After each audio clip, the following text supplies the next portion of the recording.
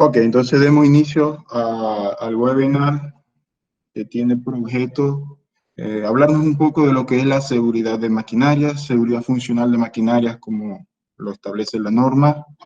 Ok, bienvenidos a todos.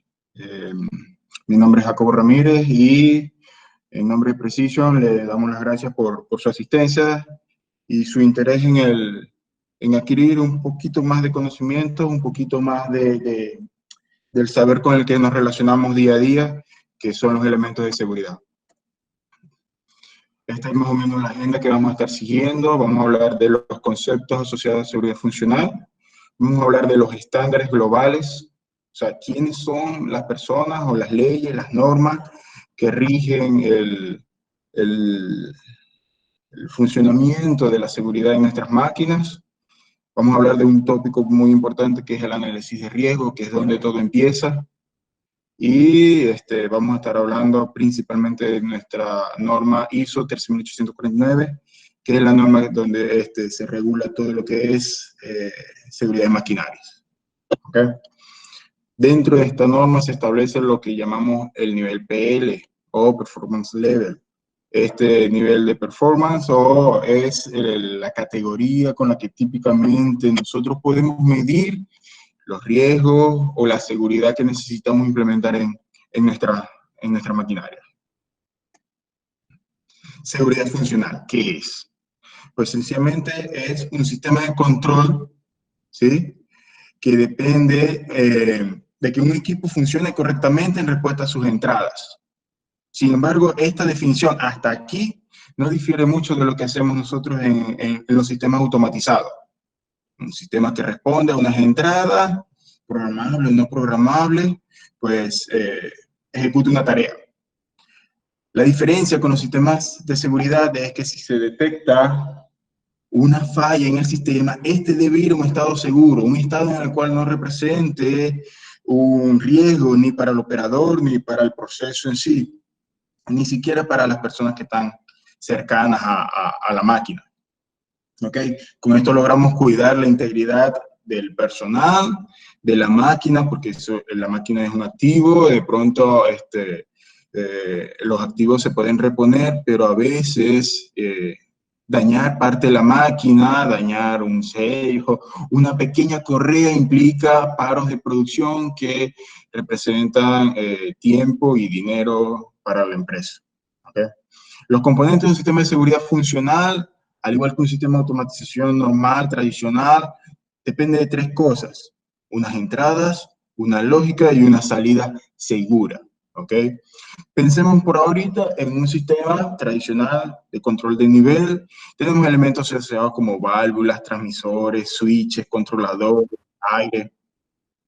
Estos elementos sirven para el control. Pero ¿qué pasa, por ejemplo, si llega a haber un fallo en la válvula, un fallo en el suministro de aire, un fallo en el suministro de corriente y esa válvula se queda abierta? Pues sencillamente nuestro tanque se va a hacer. Nuestro tanque no podría controlar ese nivel que queremos y supongamos que sea combustible o que sea agua, lo que sea, crudo, eso se vaciaría, se iría de pronto a la atmósfera, se iría al suelo, se perdería. Supongamos que pase a otro tanque, en su peor caso. Pero el problema es que ante una falla, la válvula, en vez de haberse quedado cerrada y contener el tanque, pues entonces permitió la salida del líquido. Caso contrario, supongamos que estamos hablando de un sistema de venteo. A mí me interesa que ante cualquier falla, ante cualquier condición, esa válvula se abra para poder liberar la presión de los gases. Entonces, hablamos de que los sistemas de seguridad funcional de máquinas, ante una falla, el sistema debe llegar a un punto de equilibrio seguro. ¿Okay? Ahora bien, ¿quién dirige los lineamientos de lo que es el mundo de la seguridad de máquinas? ¿Okay? Hay tres grandes grupos de normas que engloban, dependiendo de lo que queremos, todos los conceptos de seguridad. Ahí están categorizados dentro de una especie de triángulo, donde los grupos de la norma A o del grupo A tienen la prioridad sobre el resto de todas las normas. Son las normas madres, aquellas que gobiernan los principios, definiciones, bases, conceptos teóricos. Es decir, ellas son la plataforma en la que todas las demás normas se deben apoyar.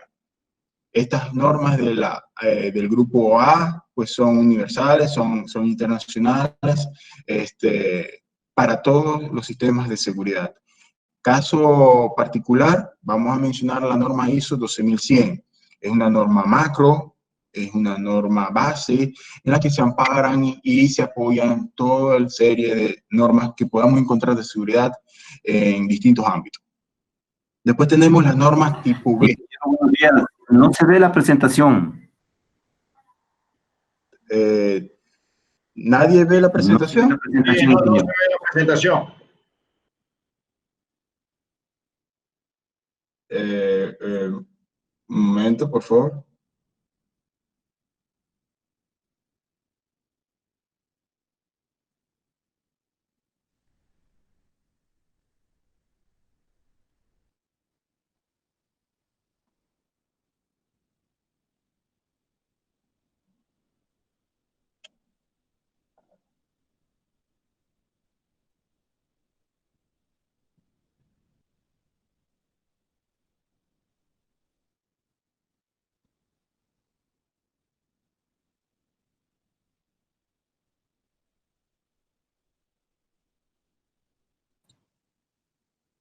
Jacobo, el problema es que alguien compartió su pantalla.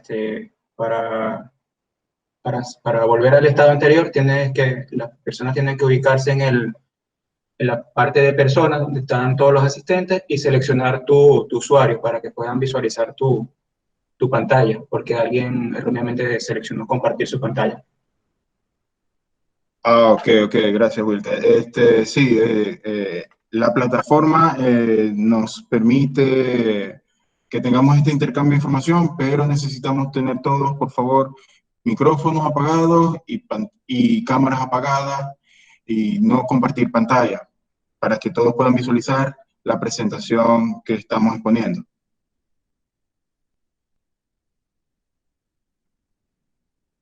No he dicho eso, pues entonces vamos a continuar, por favor.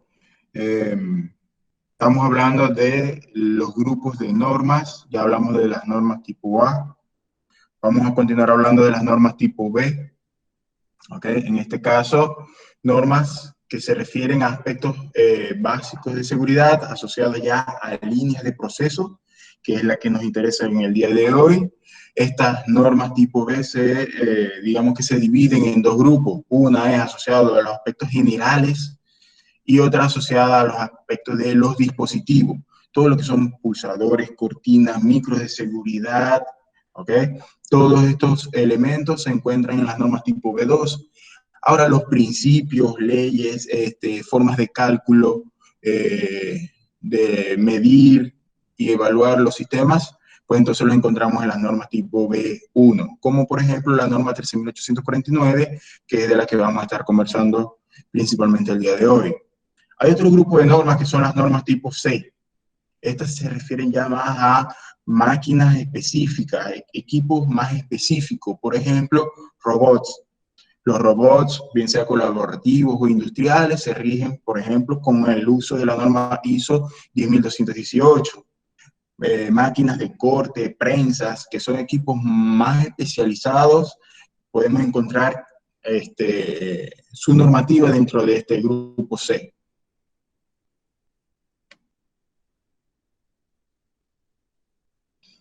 Ahora bien, ¿cuáles son las tendencias o hacia dónde vamos? ¿O qué es lo que más comúnmente nos encontramos?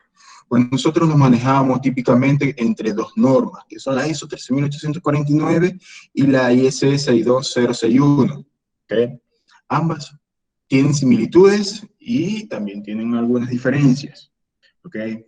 Ambas se apoyan sus conceptos de seguridad sobre la ISO 12100, que dijimos que pertenecía al grupo A. Ahora bien,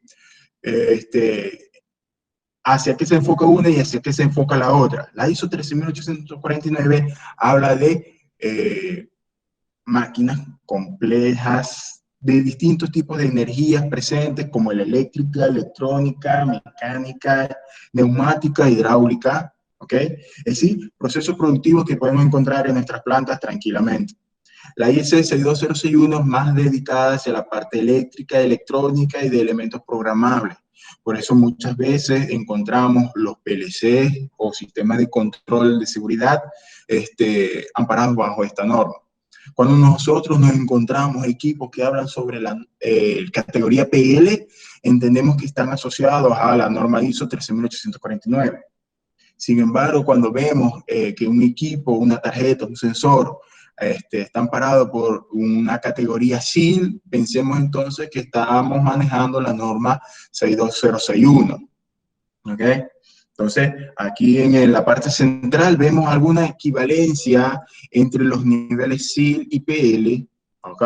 Sin embargo, el día de hoy, pues vamos a estar conversando mucho de la ISO 13849, dado que la mayoría de nuestros procesos manejan distintos tipos de energía como las que mencionamos, eléctrica y neumática, mecánica. Entonces, vamos a hablar un poco de la 13849.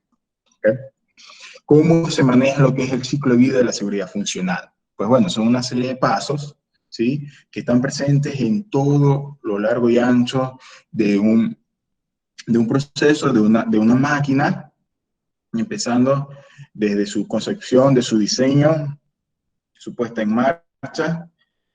Anteriormente, los sistemas de seguridad pues no eran, más bien se veían como una piedra o un estorbo dentro de los procesos automatizados. Se creía que los sistemas de seguridad entorpecían los procesos productivos y bueno, y de pronto quizás hasta tenían razón. La tecnología en los años de pronto 80 hacía que cuando se incorporaban elementos de seguridad, estos hacía o garantizaban la seguridad de las máquinas y paraban procesos, disminuía producción, entonces era un conflicto de intereses. Hoy en día los sistemas son mucho mejores, más seguros, las tecnologías y las normativas han permitido coexistir producción y seguridad, y de esa manera entonces tenemos máquinas más seguras produciendo de forma tradicional. Pero todo empieza con un análisis de riesgo. Análisis de los peligros existentes de la máquina, evaluaciones de riesgos, que es donde se identifican áreas peligrosas.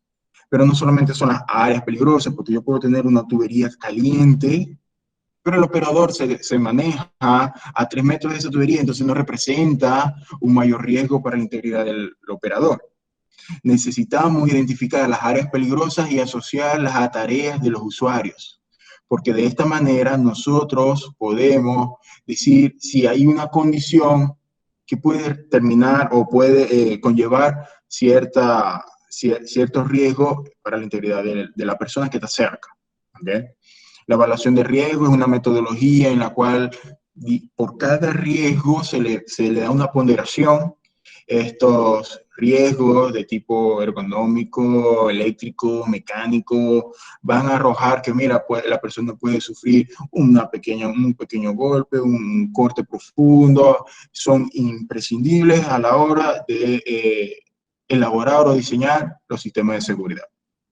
Después que ya yo tengo conceptualizado y bien identificado cuáles son los riesgos que yo quiero evitar, pues entonces pasamos a definir de qué manera va a funcionar mi sistema.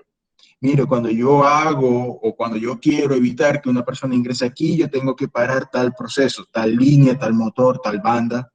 Tengo que liberar tal presión porque el operador va a estar en una zona donde puede haber presión de aire acumulada y eso puede entonces dar un atrapamiento o una amputación. Entonces definimos cuáles son los requerimientos operacionales y funcionales de nuestro sistema de seguridad. Después que tenemos eso, pasamos a los procesos de selección de componentes, diseño del sistema, preparación de los circuitos. Cuando decimos circuitos, no necesariamente son circuitos eléctricos, sino todo lo que sería la parte de señal, todo lo que sería señales neumáticas, señales eléctricas, de qué manera vamos a atacar los riesgos, con qué componentes vamos a atacar esos riesgos. Luego, entonces, instalamos y validamos tanto la operación como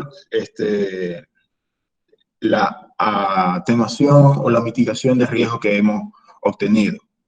Se supone que el riesgo después de una implementación de seguridad puede ser llevado a un nivel aceptable, entendiendo que siempre va a haber un riesgo residual. ¿A qué me refiero con riesgo residual? Cuando nosotros estamos en presencia de un peligro, ¿okay? Tenemos varias alternativas. Podemos cambiar máquinas, que a veces económicamente no es viable, o podemos hacer implementaciones en sistemas de control, de guardas de metalmecánicas, protectores. De alguna manera hacemos que ese peligro existente sea de menor riesgo para la persona que está cerca. En esa medida, entonces, hablamos de que el riesgo se ha reducido. Cuando el riesgo se reduce a un nivel aceptable, cuando el riesgo se reduce a un nivel residual, ese punto ya es permitido para llevar a cabo operaciones. Si el riesgo no es aceptable, si el riesgo no adquiere un nivel tolerable, pues entonces estamos exponiendo a un personal a trabajar en condiciones en las cuales puede salir lesionado o perjudicado. Finalmente, entonces, después que ya todo está implementado, que todo está validado, pues la idea es tener la certificación, hacer programas de mantenimiento y de revisiones periódicas para contar con las certificaciones de la línea, y esto de manera inevitable se convierte en un ciclo, porque en la medida que pasa el tiempo, pues entonces las máquinas se van ajustando, los sistemas se van cambiando, se van agregando nuevas etapas, y entonces la línea que tenía certificada en el 2018, resulta que ahora en el 2020 le agregamos una nueva etapa, cambiamos el proceso de empaquetado y ahora hay nuevos riesgos. Entonces tenemos que pasar a una nueva etapa de evaluación de riesgo, incorporar nuevos elementos al sistema de control, volver a instalar, validar y volver a certificar. Esto es un ciclo que se mantiene durante la larga vida de una máquina. El análisis de riesgo, como dijimos, es el punto de comienzo de todo esto. Un análisis de riesgo es un enfoque sistemático, es una metodología que se hace para analizar una máquina o un conjunto de elementos que forman un sistema, para así determinar los peligros asociados que pueden existir.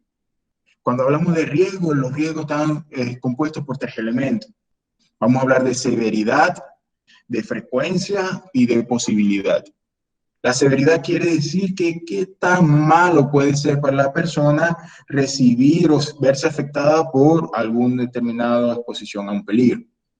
Podemos ir desde un pequeño golpe, un pequeño machucón, un pequeño moretón, una pequeña laceración, un cortecito en un dedo, en un brazo, en la piel, una pequeña quemadura, una ampolla, o a elementos mayores, como por ejemplo golpes profundos, fracturas, amputaciones, laceraciones en cabeza, cuello o partes que sean críticas, o incluso la severidad puede llevarnos a temas de muerte.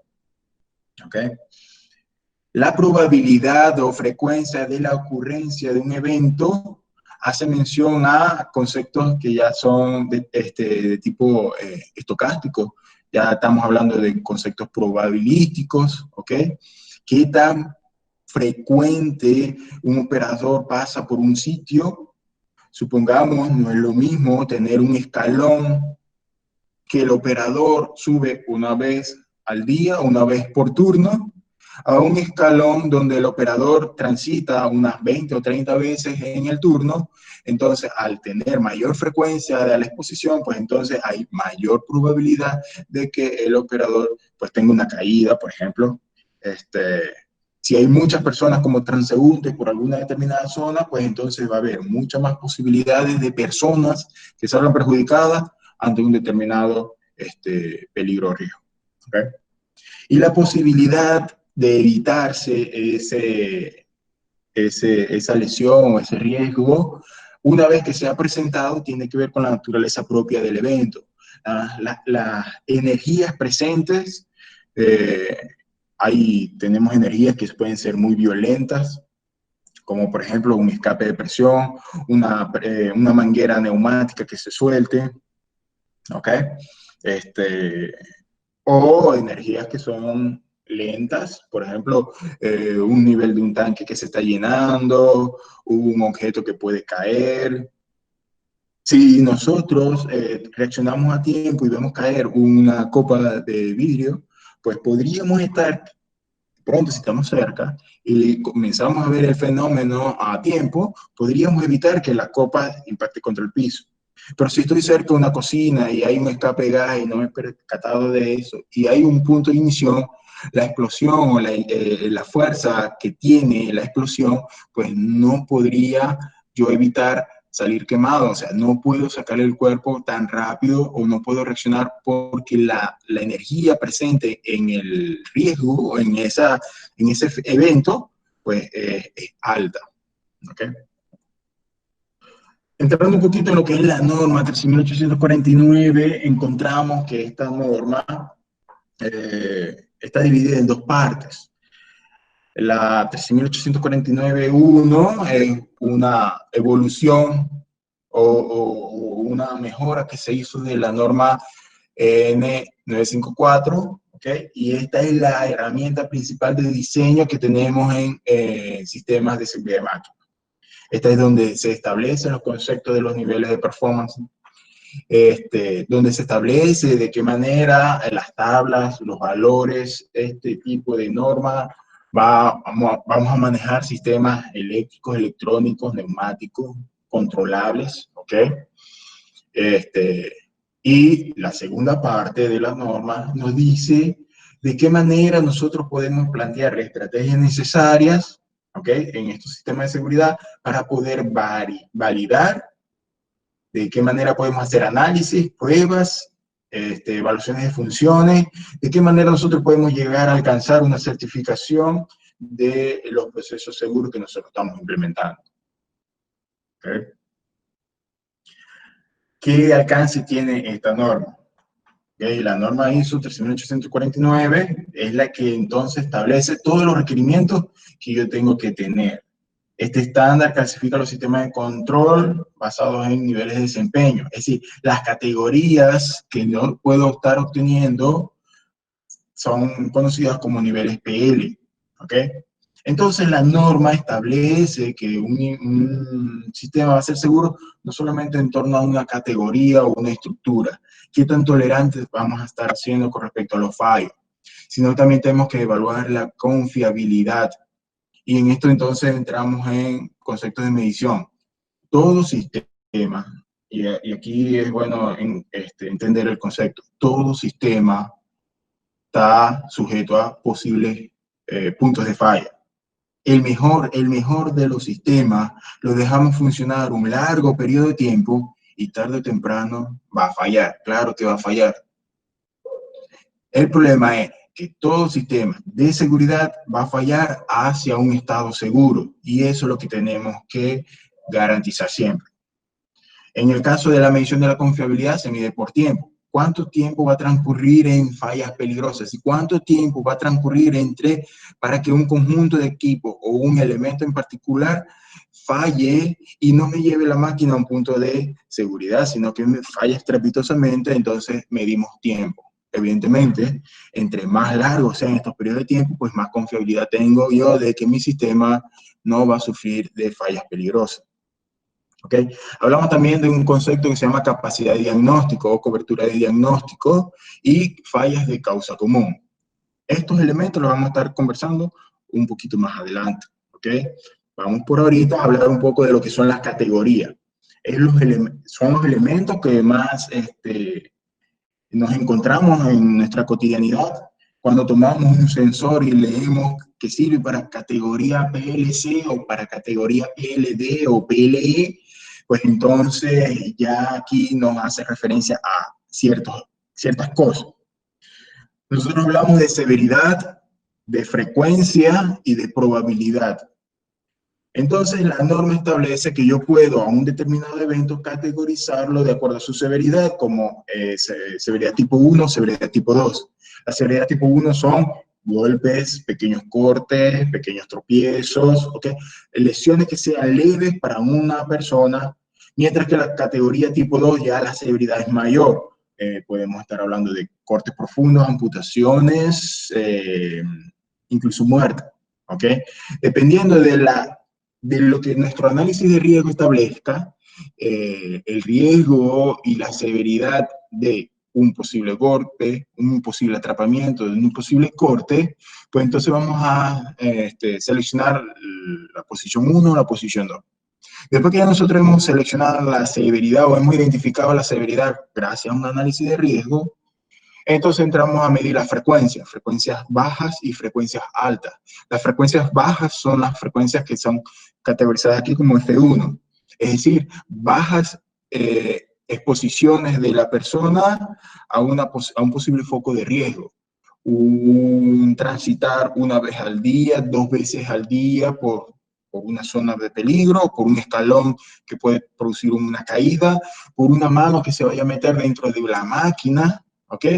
O mira, yo tengo que estar metiendo la máquina 15 veces durante la jornada matutina. Entonces,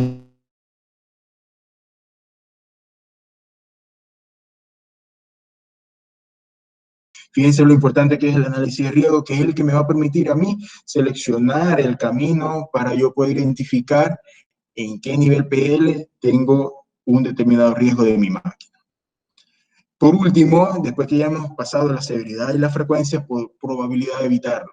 Dijimos que la probabilidad de evitarlo tenía que ver mucho con la fuerza o con la cantidad de energía que tenemos presente en ese evento. Si es posible evitarlo, le damos categoría P1. Si es posible sacarle el cuerpo, si es posible que la lesión no se lleve a cabo, aun cuando se presente la situación, categoría P1. Pero si, por ejemplo, estamos hablando de una prensa de gran volumen, de gran fuerza, donde yo no la puedo detener de pronto con la mano, una banda de cadenas donde yo no la puedo detener sencillamente sosteniéndola con los dedos, pues entonces estamos hablando de un nivel P2. Todos los elementos que salen del análisis de riesgo, pues entonces pueden ser categorizados y llevarnos a una categoría A, B, C, D o E, que son como la manera en que nosotros categorizamos los niveles PL. Entre más alta sea la letra, más alto es el riesgo. Es decir, nuestra categoría PL es un alto riesgo con respecto a una categoría PLA. ¿Ok? Pero esto lo determina el análisis de riesgo. Cuando nosotros tomamos un sensor, cuando nosotros tomamos un controlador y vemos sus características, pues entonces él me permite identificar hasta qué riesgo o hasta qué nivel PL yo podría estar cubriendo con ese determinado esquema. Los diseñadores máquinas van a seleccionar una arquitectura siempre que cumpla con las necesidades de la función de seguridad. El sistema siempre debe tener un nivel PL o un nivel de riesgo por encima de lo que establezca la necesidad de la máquina. Es decir, yo voy a escoger elementos de mi salida, de mi lógica y de mi entrada para que sean suficientes para cubrir una determinada categoría PL que salió del análisis de riesgo. Evidentemente, si yo uso, por ejemplo, un sensor o un controlador que sea categoría PLC, por ejemplo, y el riesgo o el análisis de riesgo es una categoría PLE, pues entonces estaría quedando por debajo y quizás los riesgos asociados no sean debidamente mitigados. Acá tenemos una pequeña relación entre lo que son los niveles PLE y los niveles SIL, con respecto a diferentes categorías que establece la norma 13.849. Entonces vamos a hablar un poco de las categorías. La categoría B es la más ligera dentro de la norma, ¿ok? La norma establece categorías la norma establece categorías B, 1, 2, 3 y 4. Nosotros con nuestros equipos vamos a poder atacar una determinada categoría u otra, dependiendo de los esquemas de conexión que hagamos, dependiendo de las arquitecturas que tengamos con nuestro sistema o incluso la manera de conectarlos. Veamos un pequeño ejemplo. Yo tengo un sistema de una guarda con un micro de seguridad instalado en la puerta. Estos micros de seguridad típicamente son llevados a controladores y estos controladores son llevados a contactores, a motores.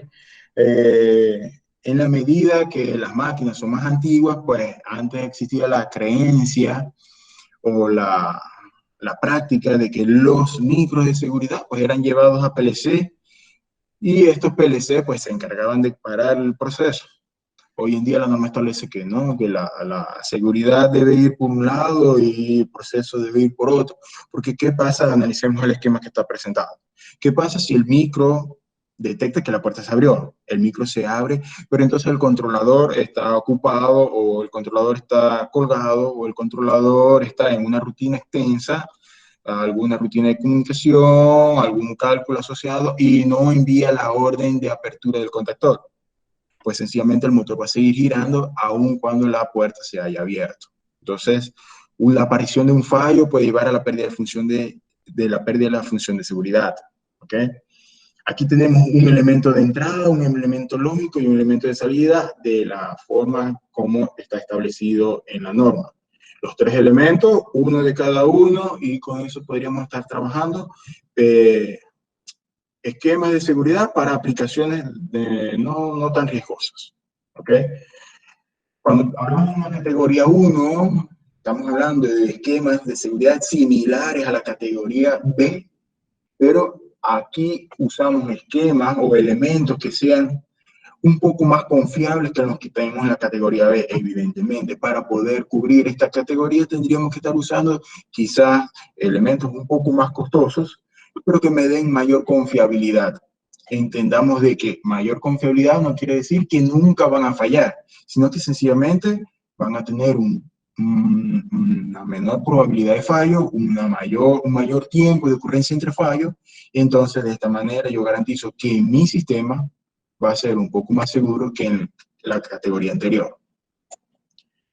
Aparece entonces una categoría superior de la categoría número 2. Aquí entonces la aparición de un fallo puede llevar a la pérdida de funciones de seguridad entre comprobaciones. Es decir, puede aparecer un fallo, pero la pérdida de la función de seguridad es detectada por la comprobación. Es decir, de alguna manera ya no solamente estoy llevando a mi sistema de control la señal de seguridad de paro o la señal de seguridad asociada al micro, sino que también llevo asociado al mismo control una señal de estatus. Es decir, uso esquemas seguros para mi control seguro y uso señales de estatus para el monitoreo de esas funciones de seguridad.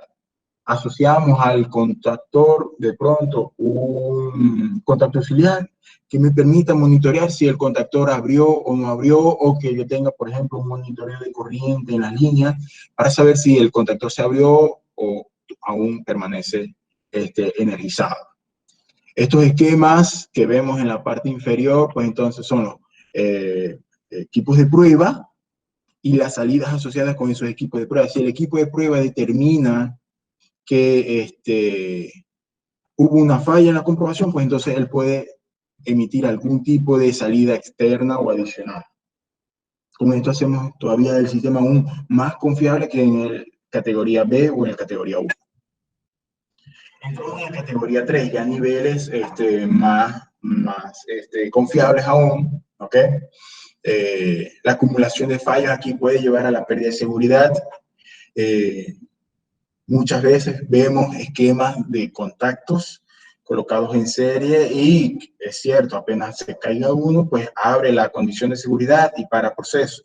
Veamos aquí que también usamos dos elementos en la parte de salidas. Es decir, tengo dos contactores alimentando el motor, ambas por salidas independientes. Entonces, si yo mando a abrir uno, se abre el motor. Si yo mando a abrir el otro, se abre el motor. Pero en los esquemas de seguridad lo que nos interesa es confiabilidad. A veces los contactos de los contactores pues se sueldan por naturaleza propia del paso corriente, de calentamientos y de cosas que vemos en el día a día. Estos esquemas de contacto pues no son infalibles y se pueden soldar.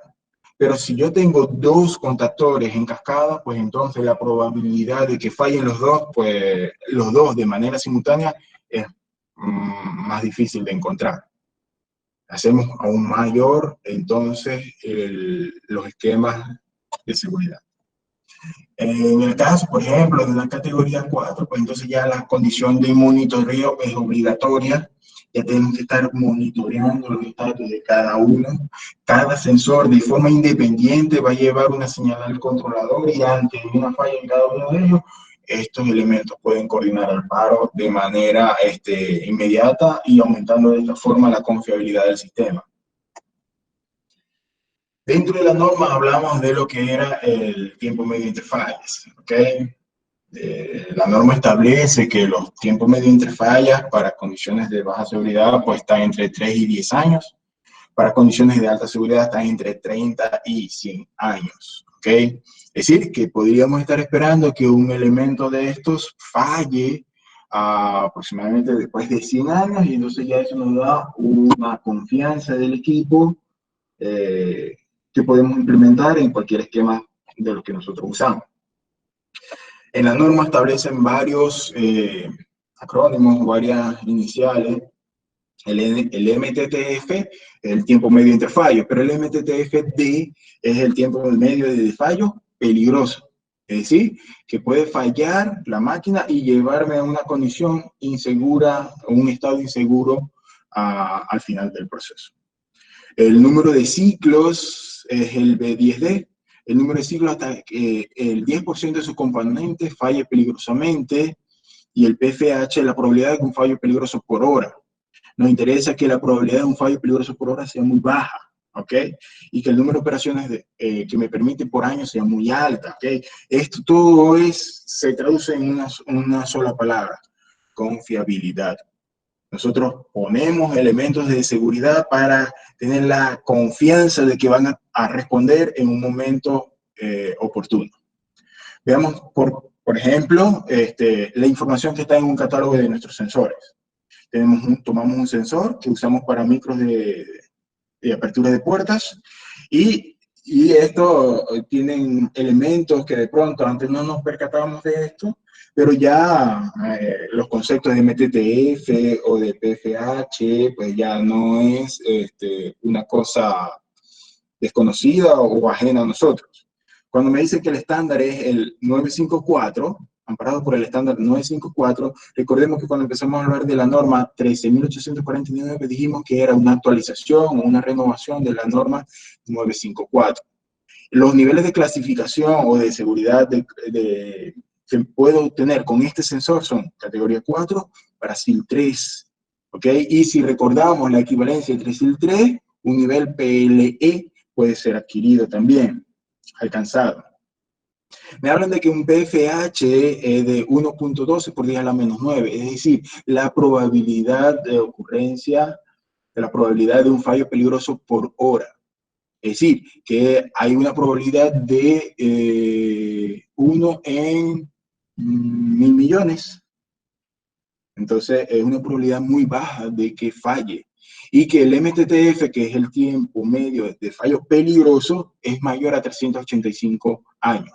Si recordamos, la norma pide que para unos niveles altos de seguridad, mayores a 100. Entonces, él me ofrece 385 años, entonces cumple bastante bien con los requisitos de la norma, ¿ok? Data funcional, bueno, mira, me dice que puede obtener un nivel PLE o un nivel PLD, ¿ok? De acuerdo a la norma 13.849, y alcanzar un nivel SIL 2 o SIL 3. Él solo no puede hacer nada. Recordemos que tenemos entradas, lógicas y salidas. Esto es un elemento de entrada, ¿ok? Pero entonces ya los elementos que están en los catálogos, pues ya nos dan más información, ¿ok? Hablemos de lo que es la cobertura de diagnóstico. ¿Okay? La cobertura de diagnóstico es aquella condición que me puede producir un fallo en la máquina. Todos los fallos están categorizados. Entonces, tenemos fallos que son peligrosos y fallos que son seguros.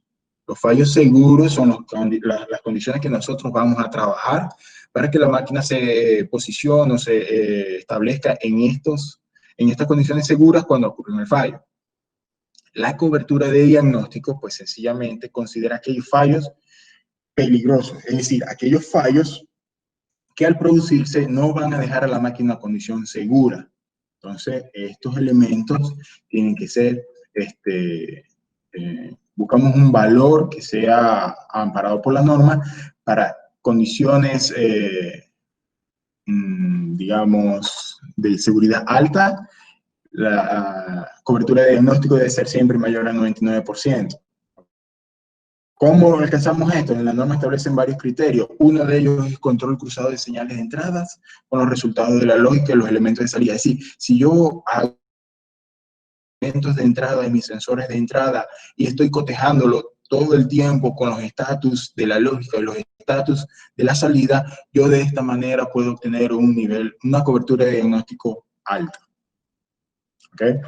Y otro elemento que establece la norma, que muchas veces lo dejamos por fuera, son las causas de falla común. Entonces, las causas de falla común es aquella que es el resultado de uno o más eventos que ocasionan fallas simultáneas. Y esto es bien importante. Nosotros típicamente manejamos canales. Cuando estos canales se ven afectados y llevamos entonces a una condición de falla, pues entonces ya ahí estamos hablando de fallas de causa común. Las causas de falla común pues tienen una ponderación. Si nosotros estamos por encima de 65, nuestro sistema está ok. Si estamos por debajo de 65, nuestro sistema pues es un proceso incompleto, un proceso fallido. Ahora, ¿de dónde sacamos este conteo, este valor acumulado? Pues bueno, ya hemos dicho que son fallas simultáneas que se pueden producir en canales diferentes. Ahora bien, cada causa común o cada falla de causa común pues tiene una ponderación. Separación, diversidad, consideraciones de diseño, análisis, entrenamientos y ambiente. Veamos a la separación. ¿A qué nos referimos con separación? Cuando yo logro hacer una separación física entre las rutas de señal. Por ejemplo, cuando yo separo cableados, la alimentación que vaya por una bandeja, una alimentación paralela o redundante por otra bandeja. Eso lo aplicamos a cableado, a tuberías, a mangueras, ¿ok? Cuando hacemos detección de cortocircuitos, circuitos abiertos, cuando hacemos blindaje de cables para evitar problemas de interferencia, ¿ok? Cuando hacemos separación de tarjetas, circuitos impresos para evitar fenómenos de inducción, ¿ok? Creo que hay un micrófono abierto. Gracias.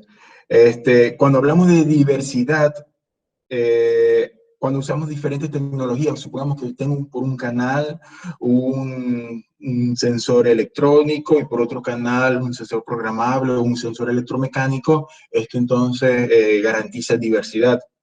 Cuando usamos combinación de fabricantes, cuando usamos combinación de variables digitales y analógicas, ¿ok? En la medida que nosotros hacemos más diversos, pues entonces hacemos más confiable nuestra instalación.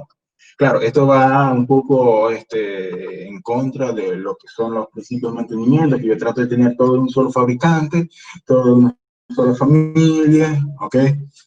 Pero va de la mano, va de la mano.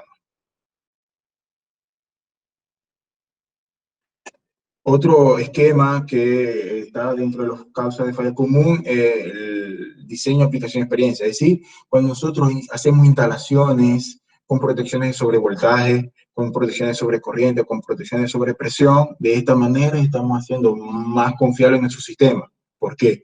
Nuestros sistemas típicamente son electrónicos, hay tarjetas electrónicas, hay dispositivos eléctricos que ante un sobrevoltaje, pues los sobrevoltajes y la sobrecorriente no se la llevan bien con los elementos de este tipo. Cuando yo los protejo con un breaker, cuando yo los protejo con un DPS, cuando yo los protejo con un sobrepico, de esta manera garantizo que la instalación no es que no va a sufrir el sobrepico, el sobrevoltaje o el apagón, no. Garantizo que mis equipos que están instalados pues están protegidos contra eso, y luego que se normalice la situación, no voy a tener ninguna tarjeta quemada o ninguna tarjeta con desperfectos. ¿Okay? También en estos esquemas, la verificación que hacemos de los componentes al ser recibidos es bien importante. Todo equipo debe ser probado antes de ser instalado. Incluso, la norma establece que si yo hago un reemplazo, por ejemplo, de una tarjeta, de un sensor, cuando voy a instalarlo, lo primero que tengo que hacer es probar la función de seguridad, antes de poner en operación la máquina. La valoración y análisis de los modos de falla también entonces incrementa la puntuación de mis causas de falla común. Y finalmente todo lo que es la competencia de la persona que instala, la formación de los que hacen el diseño, puede ser un elemento de causa común. Si yo le doy mis instalaciones de seguridad para que las diseñe un personal que tengo propio de la planta, pero que no está capacitado, bueno, porque él sabe de pronto de PLC, pero nunca ha entendido los conceptos PL o SIL, de programación o de seguridad, pues entonces esta competencia pues, puede ser un problema en los esquemas presentados. ¿Okay? En sistemas eléctricos, para el caso del ambiente, en sistemas eléctricos y electrónicos es importante la perturbación, la prevención de perturbaciones, ondas electromagnéticas, contaminación cruzada de equipos que tengamos adyacentes, ¿ok? Hoy en día muchos de los equipos electrónicos vienen con certificaciones para inmunidad de ruido, ¿ok? Y en los sistemas fluídicos, pues, bueno, creo que se cortó eso. En los sistemas fluídicos, pues, incorporamos sistemas de filtrado, de liberación, de purga. Sabemos que en los sistemas neumáticos la presencia de agua es irremediable, pero en la medida que ponemos elementos de secado, elementos de filtrado, elementos de vaciado o de purga, pues entonces en esa misma manera tenemos más, más confiable o más sano nuestros sistemas neumáticos. ¿Okay? Señores, esto es una pequeña introducción, un pequeño compartir de lo que es el mundo de la seguridad de máquinas. Vamos a estar conversando un poco de estos elementos la semana que viene también. Tenemos a la orden el correo de Precision que está en pantalla. Cualquier inquietud, cualquier planteamiento, cualquier duda de que tengan por ahí, pues las podemos conversar a través del correo. Vamos a ver unas pequeñas preguntas que están por acá. ¿Cómo incide la implementación de los bloqueos en el PL del sistema? Okay.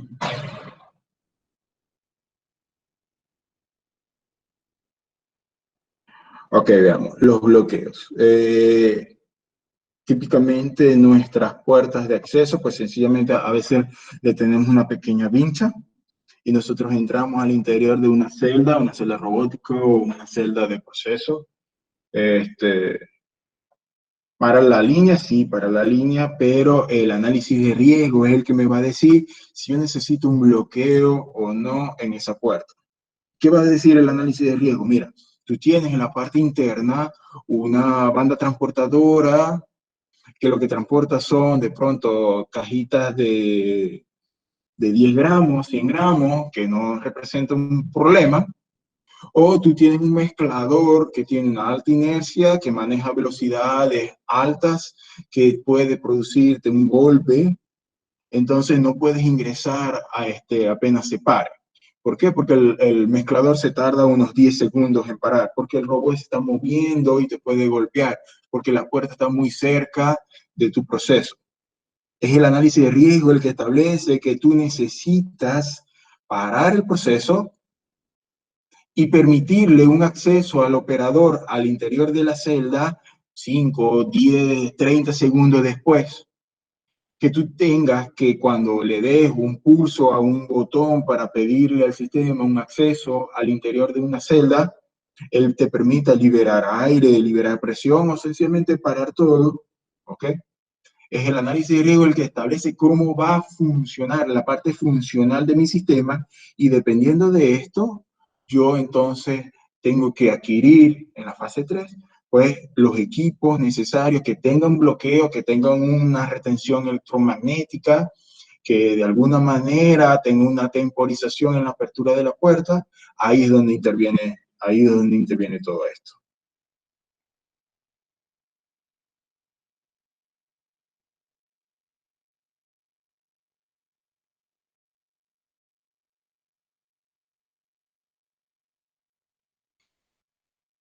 Ok, el análisis de peligro, el análisis de riesgo, pues es una metodología. Hay distintas formas de hacer estos análisis.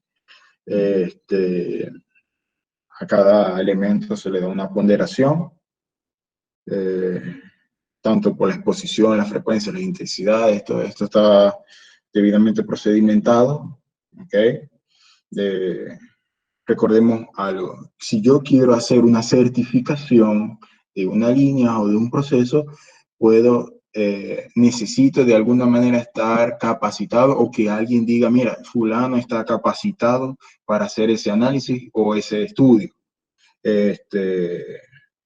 Mucho conocimiento podemos tener, mucha experiencia podemos tener, inclusive la capacidad de hacerlo, pero si no hay alguien que me certifique a mí, entonces yo no puedo entregar una certificación de una línea. Existen institutos como por ejemplo el TÜV-NOR, que son los que se encargan de certificar a personas que pueden estar haciendo análisis de riesgos, que pueden estar emitiendo certificados de líneas, ¿ok?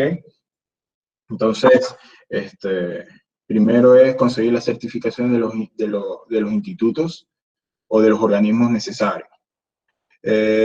Frecuencias de exposición.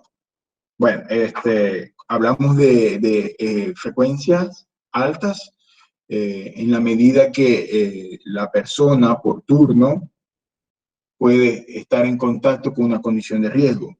Podemos hablar de una vez o 2 veces por turno. Eso es un poco relativo. Depende de su esquema de trabajo. Por ejemplo, yo puedo estar 8 horas en un sitio y tener que pasar unas 2 o 3 veces por frente a una condición de alta temperatura. Pero en el momento que ese paso se alargue en el tiempo, por ejemplo, yo puedo pasar 2 o 3 veces por semana, pues entonces ese nivel de exposición es bajo, ya empieza a ser bajo. Y sigue siendo la misma cantidad. Recuerden que todo esto es una proporción. ¿Okay? El análisis de riesgo es el que va a establecer si durante la transición, pues esa condición de alta frecuencia es alta o no.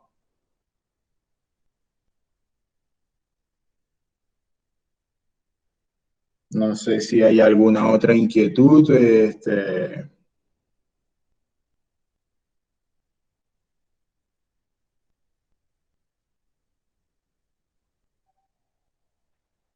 Trabajar para el robot con una puerta, con seguridad.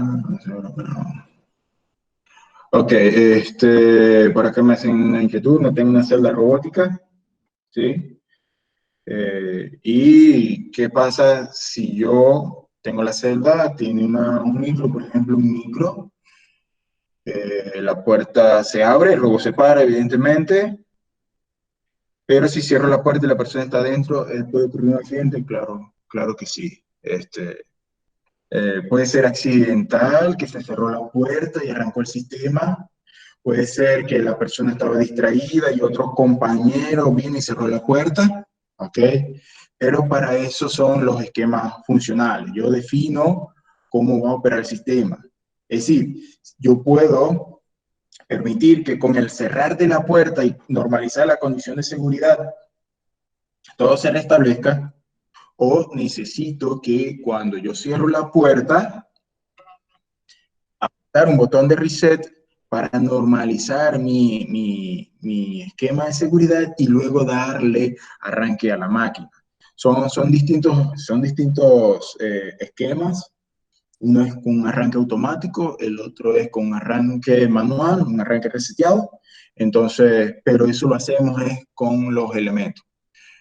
Si yo no quiero, inclusive, porque, bueno, hay operadores que son osados y me quiero quedar dentro de la celda y le digo a un compañero, mira, presiona el reset, dale arranque, yo me quedo aquí, pues entonces hay maneras de evitar eso. O sea, nosotros hemos colocado cortinas de seguridad para hacerle un chequeo a que no haya ninguna persona dentro del área interior de la celda y con eso evitamos de que la persona se quede adentro, y si se queda adentro, pues igualito estás violando la seguridad y el sistema no arranca. ¿Ok? Sí, sí, es cierto. Hay software que te ayudan con el Risk Assessment. Hay software que te permiten evaluar el nivel PL de tu sistema. Hay software que nosotros decidimos, mira, voy a colocar estos tipos de sensores, voy a colocar este tipo de controladores, este tipo de actuadores, y él me da un nivel PL de la instalación que yo estoy proponiendo. Si el nivel PL obtenido con ese esquema diseñado está por encima del nivel PL del sistema o el nivel PL que yo requiero, pues entonces estamos bien, estamos bien. Si durante esa configuración yo puse un bloque de pronto monocanal con un PLC o con un relé de baja gama, con un contactor básico y el nivel de riesgo era alto, entonces mi simulación dice que voy a tener de pronto un nivel PLC, pero no cumplimos o no alcanzábamos el nivel PL requerido. Entonces, los software, este tipo de programas, ya tienen de manera intrínseca configurado o basado en tablas de los fabricantes, los tiempos medios de fallo peligroso, las probabilidades de fallo, los niveles PL que se pueden obtener con cada uno de los elementos, y ellos a través de ciertos algoritmos, de ciertas funciones y fórmulas, pues obtienen un nivel PL total, un nivel PL de una instalación, y esa simulación, vamos a llamar a simulación, por decirlo así, esa simulación pues entonces me permite a mí definir si estoy en la capacidad de cumplir con el nivel de seguridad esperado o no. Entonces, de esta manera nosotros sabemos si estamos cubiertos o no, o si estamos quedando cortos con la seguridad que estamos ofreciendo. ¿Ok? Bueno, señores, en verdad ha sido un placer. Cualquier duda o inquietud, pues entonces podemos contactar directamente a la gente de Precision a través del correo mostrado, y ellos pues tranquilamente pueden contestar sus inquietudes o ponerse en contacto con nosotros. Podemos preparar algún tipo de presentación adicional que requiera, algo más interesante. Recordemos que estamos en un momento de transición, con el favor de Dios que todo pase pronto y que podamos retomar nuestra vida normal, natural. Nosotros podemos hacerle visitas, hacerle presentaciones, ayudarlos con sus sistemas, ¿ok? Y sin más, me queda solamente invitarlos para el ciclo de charlas de la semana que viene. La semana que viene vamos a estar tocando otro tópico adicional de seguridad y bueno, espero verlos por allá. Muchas gracias.